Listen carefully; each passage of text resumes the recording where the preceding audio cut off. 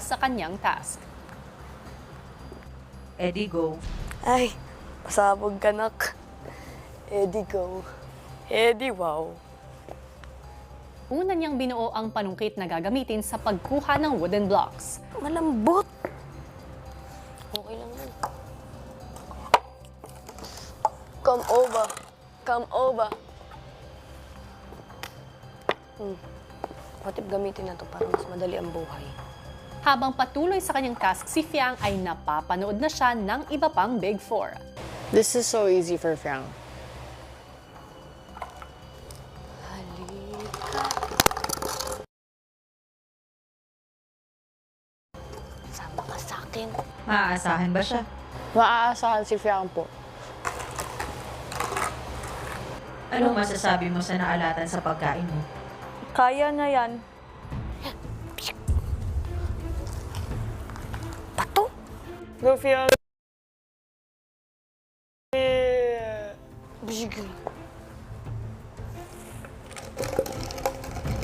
She's still reliable po. And I know she won't give up. Ito muna. Malapit. She's just like fishing for the blocks. Good job. Fiang is a fighter, as in like, she's determined to achieve her goal. Look at that face. Pagkalipas ng 20 minuto ay porsigido pa rin si Fiang sa ginagawang task. Kaya naman si Kai, Tignan mo naman yung mukha ng determined na tao. Ito yun. Yung nakalabas na yung dila. Kai, determinado o pagod? O baka naman uhaw? Go, Fiangi! Baka kaya ginagalingan kasi ayaw sa pagkain mo. Alam ko naman po na gagawin niya po ang best niya. Kailangan niyang galingan para siguro iba na naman yung kakainin niya. Talagang kung may ganyan po tapos may kapalit, gagawin ko po talaga. And I know she won't give up. Kaya, look at Po Fiang right now, still fighting even if pagod na po siya. She looks pagod, but she's doing it. Boom! Yeah, I believe in Fiang. She can do this. And I can rely on Fiang po.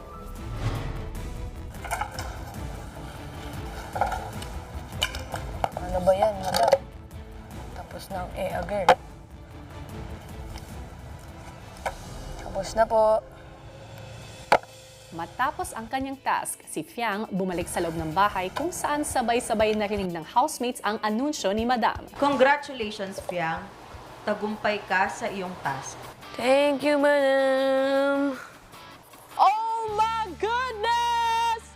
OM join. Let's go! Ho, ho, ho! Makakakain na din ako ng kanin sa wakas. Parang hindi ka masaya. Masaya ako, madam. Kaso, gusto ko niyang kanin. Na-imagine ko na yung chicken talaga. Wait, am I getting chicken? Or is she getting chicken? Di ba, madam, I told you, kayang-kaya ni Fiang. Kayang-kaya. Wow, Ilang sandali wow. pa ay ipinakuha na ni Madam kay Colette ang premyong lechon manok na agad namang binahagi ni Colette sa ibang Big Four. Pagkain! Pagkain! Thank you! Oh.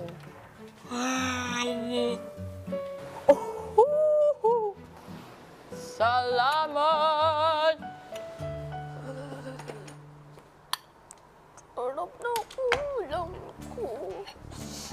It's time to enjoy this good meal. Sarap!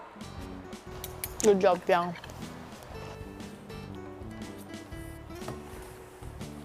Madam, kain po tayo, madam. Ang sarap ng hindi maalat na pagkain, no? Masarap talaga, madam. Lalo na akong lechong manok. Sarap talaga, madam. Lalo na pag hindi kamote. Rain? Masarap ba yung pagkain kahit hindi ka nanalo kanina? Masarap po. Gusto mo? Masarap bang kumain kahit wala ka pang ambag? No. Of course. Hindi nakakatuwa na wala man akong naambag. Eh, Ang sarap ng pagkain ko. Naa.